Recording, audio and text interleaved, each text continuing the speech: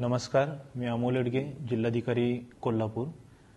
दक्खनचा राजा ज्योतिबाची उद्या 30 जुलै रोजी षष्ठीची यात्रा आहे आणि षष्ठीच्या यात्रेसाठी राज्यभरातून येणाऱ्या सर्व भाविकांचं मी सर्वप्रथम देवस्थान समितीच्या वतीने आणि जिल्हा प्रशासनाच्या वतीने स्वागत करतो।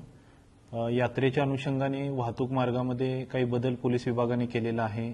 त्यासोबतच रस्त्यावरती आपण नो पार्किंग झोन आपण जाहीर केलेला आहे। तर या सूचनांची सुद्धा सर्व भाविकांनी यात्रेला येण्यापूर्वी नोंद घ्यावी। त्यासोबतच यावर्षी षष्ठीची यात्रा पूर्णपणे प्लास्टिक मुक्त आणि स्वच्छ यात्रा अशी यात्रा आपण साजरी करण्याचा संकल्प प्रशासनाने, जिल्हा प्रशासनाने आणि देवस्थान समितीने केलेला आहे। तर माझं सर्व भाविकांना नम्र आवाहन आहे की या यात्रेमध्ये प्लास्टिकचा वापर आपण टाळावा। आपण येताना कापडी पिशव्या घेऊन यावेत आणि आपल्यामुळे कचरा ज्योतिबाच्या डोंगरावरती होणार नाही यासाठी आपण आपल्या आपल्या परीने सहकार्य करावं।